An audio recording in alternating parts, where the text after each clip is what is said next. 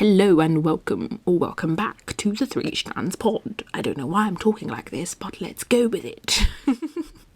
Okay, I laughed. I ruined it. I'm sorry. No, I'm not, because I can switch it and bring it right back. Wow. Am I not just the best? Okay, but seriously, hello and welcome, or welcome back to the Three Strands Pod. With me, your host, Neko V. The boast, Neko V with the most. It's Neko V, your host. What? Yeah, today's jingle was a little bit different to the last one, but it doesn't matter because we jingled all the more, didn't we, lads? That's the part where you say yes. Yes, we did. So I'm reading this book and it's called All That Remains, A Life in Death, and it's by a woman named Sue Black. I'm sure she's Dr. Sue Black, but it doesn't say doctor on the cover, so Sue Black it is. And Sue Black is a professor of anatomy and forensic anthropology, right? And yeah, she's basically like giving her memoir, kind of giving scientific information and meditation on death, which kind of sounds very scary. Yeah, it's not as scary as it sounds. It's quite interesting. I got it from Amazon actually. I'll see if I can put the link in the description below if you're interested. But anyways, yes, reading this book. I am reading this book. Wow, the English is really doing me. Okay, so in one of the chapters, she talks about the 7 recognizable stages of post-mortem alteration. And the first is pallor mortis, which means the paleness of death. The second stage is algor mortis, which is the coldness of death, or the death chill. The third, and this is the one I already knew, is rigor mortis, which is the stiffness of death. The fourth phase of post-mortem alteration is livor mortis, which is the blue colour of death. The fifth stage is autolysis, which means self-destruction. Pew, pew, pew. That's the sound of my self-destruction. Was it good? Was it bad? I don't care. The sixth stage of decomposition, active and advanced decay. Now this is the part where the larvae hatch and the maggots come up and it gets so yummy. And the seventh and final stage is skeletonization. This is where all the soft tissues of the body are gone and only the bones remain, and maybe hair and nails and the parts that are made of inert keratin. And those are the 7 stages of post-mortem alteration. Join us again next week for the 7 stages of the sun. I obviously just made that up. There's only one stage of the sun. Without further ado,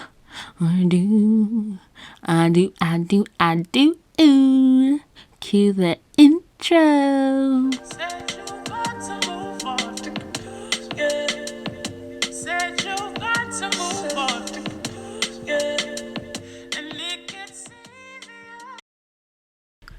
Right, this 2020 has been a lot.com/the bags are full /this thing is about to pop.com/this is too much. That's how much this year's been. Like this year has been a roller coaster. This is actually a roller coaster year, as in there's been so many ups and so many downs and so many sharp turns, and it's a lot. Like it's like doing a roller coaster in the dark, backwards. That's what this year's been. We don't know which way we're going. We don't know when it's gonna drop. We don't know when it's gonna go up. We have no idea. We're just riding this out. Okay. And with that being said, since I think the death of George Floyd, or maybe before that, I don't really remember if there was like any big drastic changes other than like the introduction of corona and the lockdown and the quarantine and stuff.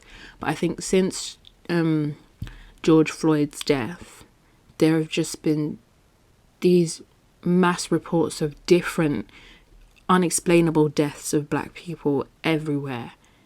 Especially like on Twitter, I've been seeing it so much that I was like, this is like, I felt like I was seeing the same story over and over again. But it was different names, it was different parts of America, it was different parts of the world. And I'm just like, wow, this is crazy. The stories are literally the same. The only thing that changes is the name of the victim. It's like, how is this even real?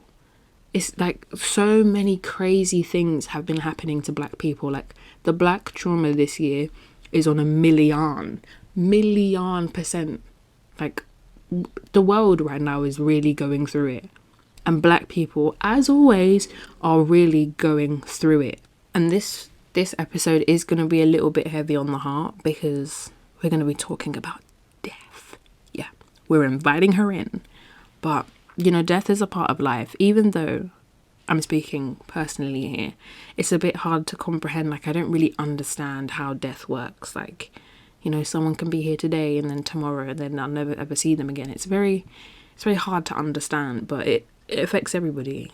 It's going to affect all of us, or it has affected all of us. Like, in one way or another, we're going to encounter death. Yeah.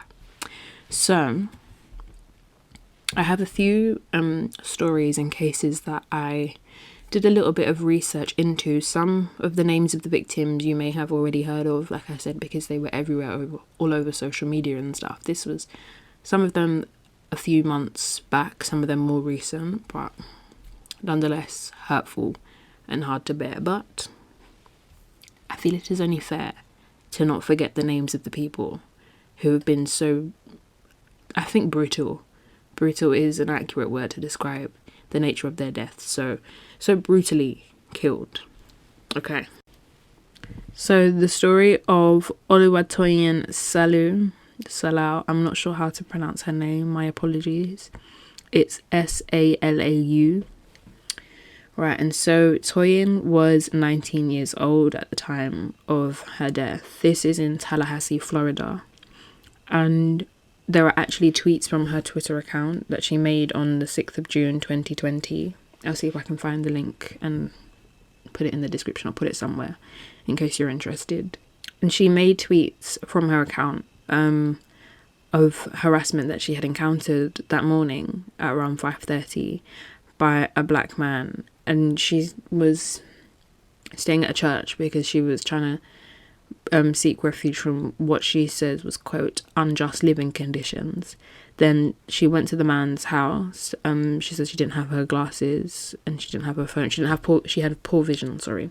She had poor vision and she didn't have her phone. The man had harassed her and she left the house. Later on, this is now June the 15th, Toyin was a victim of a double homicide. The other victim was a woman named Vicky Sims, who was 75 at the time and a volunteer at Tallahassee AARP chapter. And AARP is a non-profit, non-partisan organisation that empowers people to choose how they live as they age. And the suspect in the case is Aaron Glee Jr., who was 49. And Vicky Sims had actually been missing since June the 11th, which was unfortunately only 4 days before she was a victim in this homicide. I think that's just so upsetting that, like, even while she was struggling with one thing, like unjust living conditions, I don't really know to what extent that means. It could have literally been anything.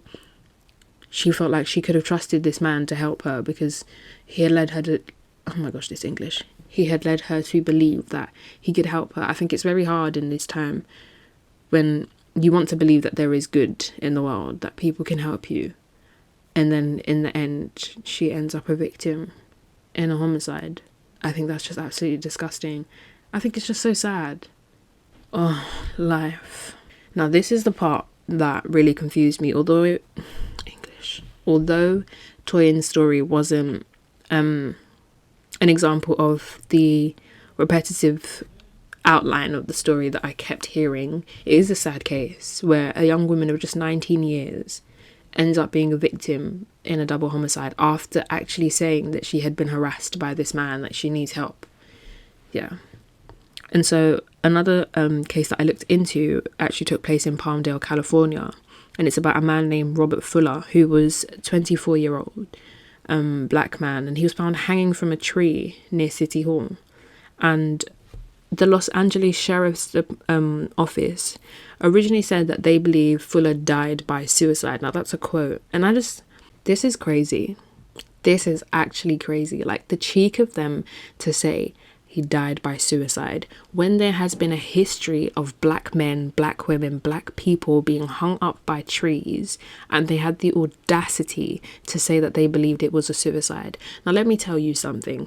I don't believe in generalization and saying, oh, all men do this, all women do this, all black people, but I'm going to do it today for the sake of this. There is no black person anywhere at any time ever who is going to willingly hang themselves from a tree. After the history that black people have faced, listen, there is no way any sane black person, anyone in their right mind, whether you're facing like problems in your life that are just crippling you, if you're facing depression, suicide, whatever, I do not believe that any sane black person would be like, yes, after everything that white people did to us, I'm going to go and hang myself from a tree. I don't believe that. I believe, yeah, people do commit suicide and people unfortunately do hang themselves. But I don't believe any black person is going to hang themselves from a tree.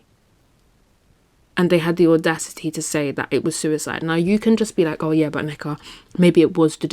Listen, I'm not buying it. I'm not buying it. No, you can't sell this to me. There's no way. There is no way that this is not real. But again, what can we expect? What can we expect? And Fuller's sister, Diamond Alexander, said that he didn't even have suicidal tendencies. So this whole story is, oh my gosh. Confusing doesn't even begin to cover it. It just does not, this doesn't even add up. At this point, you're telling me 1 + 1 is 17 billion. 17 billion. A man is found hanging from a tree. Nah, mate. Again, this is the story of Malcolm Harsch. I think that's how you pronounce it. Harsche. So he was 38 at the time, and his body was found in Victorville, Southern California, which is around 45 miles from Palmdale, where Robert Fuller's body was found.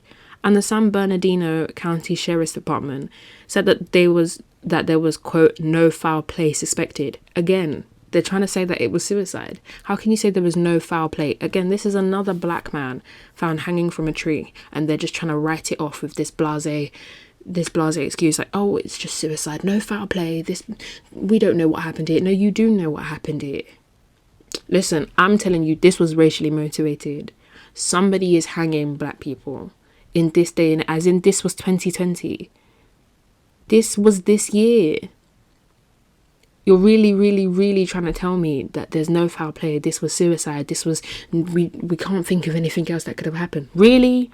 On your home soil, when you used to lynch people, you're telling me you don't know what happened? This looks like your work. This looks like something you would have done. And you're telling me you don't? Come on, man. You're trying to take me for a mug. You're trying to take me for a mug. Oh, this one actually happened May 27th, 2019. So this one was actually last year.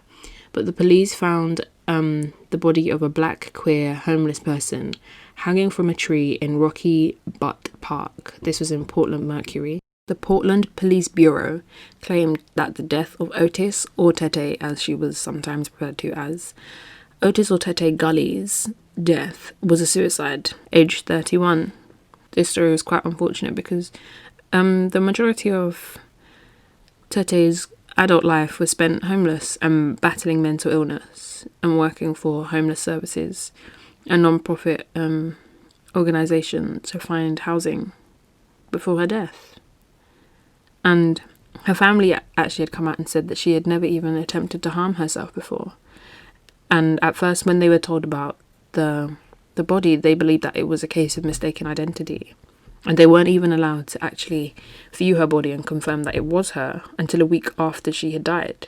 Like, with these stories, there are just so many grey areas. Like, her mother had requested an autopsy because initially the Portland Police Bureau hadn't even planned to have one done. And they said that suicide had been concluded, but they didn't even receive any paperwork from the medical examiner's office or from the police. In the weeks after her death, her friends were saying to her family that she'd actually been murdered, but it was made to look like a suicide by hanging from the tree. Now this, with the other stories as well, this is what I'm saying. No one is hanging themselves from a tree. Like, I just think, apart from black people, just with the knowledge of everything that has happened in the past, nobody is hanging themselves from a tree. Like, we've seen this handwriting. We know who writes like this. We know where we've seen this before. Like, this is not a deja vu. We know exactly where this has come from. Like, people are not doing this. Like, this is not an average thing. This is not an everyday occurrence. People are not hanging themselves from trees. And now in the midst of the pandemic, we're just seeing these crazy stories. Like, there are so many other stories. This is only, 4 stories or 3 identical stories. But 4 stories of just these unfortunate deaths of black people. Too much. And apparently there had been other homeless people who had actually witnessed what had happened to Gully. And apparently there was a video. And so Gully's mother was actually given the name of the Portland Police Bureau East Precinct officer who was actually handling the case. And when she tried to tell him about the rumours, he told her that he wasn't even working on the case. So then she contacted the Portland Police Bureau again to confirm, like, this is actually the guy that is in charge. And she was given his name again. So why is he saying he's not working on the case if you're working on the case? Like, this is what I don't like. The negligence here. The disrespect. Fam. And you want to tell me, oh yeah, it's suicide, but they weren't even going to do an autopsy. They didn't even give her any paperwork to confirm anything that they had said. Not from the medical examiner, not from the police, nobody. And they just want to say, oh, no foul play suspected. We think it was suicide. It wasn't a murder. Like, why are you doing this? Why? Boy. And Gully's brother, Richard Bryan, was actually a police cadet. And he said that he actually wasn't surprised by the Portland Police Bureau's response. He said, quote, "They treat a lot of homeless people like they don't mean nothing to this earth." In general, I think you just, as a human being, you should just have respect for people, just on a human level, like, regardless of age, regardless of height, skin color, religion, whatever. Just the mere fact that you are a person with feelings,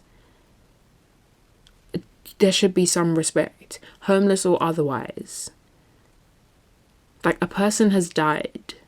This is too much. This is just too much. And when her clothes were returned to her family, her sister, Crystal, said she had seen that her clothes were dirty and muddy. And she said that was unusual because Gully actually she didn't go out in dirty clothes.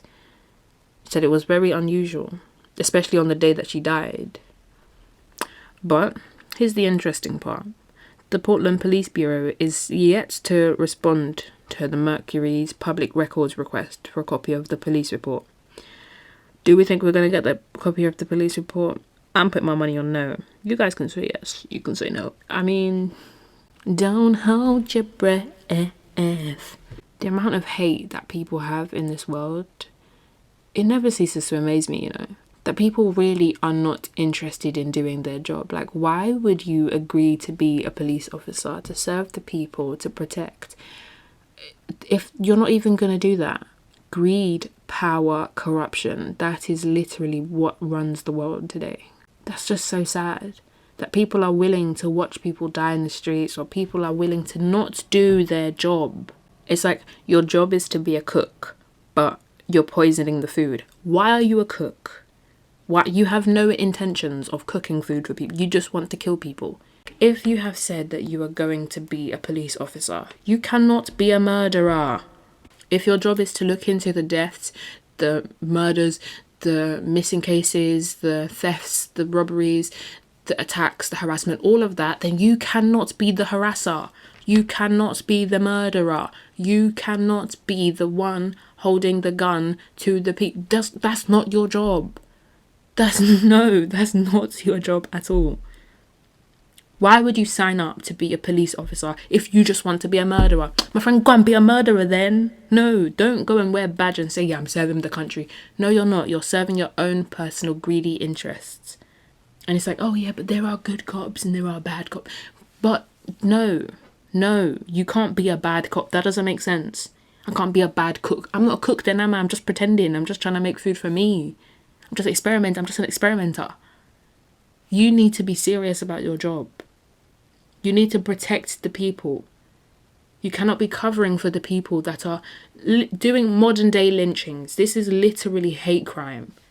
And you're covering up for them. Why? Because they're your brothers?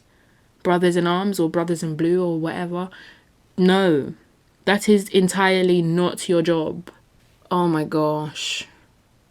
And the worst part is, like, these are only 4 stories out of so many others, and there are so many other people that have probably died this way this year or otherwise, whose stories haven't been told, whose names haven't been made known.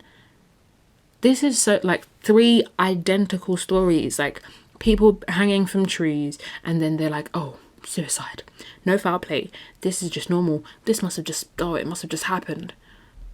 No. What we're not going to do is just write this off with some blasé cover up and be like, yep, just take it or leave it. That's your business. Like, there's not even a police report that we can even look at. Are you taking the mick? Just for closure for the family, at least, there should be some record of something. The level of corruption in this life just really runs deep, mate. Runs so deep. Deeper than the oceans, mate. But that is it. That is it for today. I told you it was a little bit heavy. I'm sorry. I don't want to be the bearer of bad news, but sometimes you literally just have to say the truth, because you might have not heard of those stories, or maybe you have, but we have to make people aware of what's happening, because God forbid they could come and start doing this in London, you know. Hell, listen, like, they could start doing this in Europe, they could start doing this anywhere in the world. Just because it didn't happen on your doorstep doesn't mean it's not happening. And I think it's very unfair. The little that the police have done, or haven't really, isn't enough to be the be-all and end-all of the lives of these victims. So I think it's only fair, out of respect, to talk about what is happening to people that look like me, and possibly look like you, look like people that I love, or maybe people that you love. So I hope this opened your eyes to the reality that is life today in 2020, unfortunately. But if you guys do any research into any of the stories that either I've mentioned or stories that you find while doing research, be sure to let me know, share your information, and I hope you guys have a good day, stay blessed. Peace in the Middle East to you and your crew.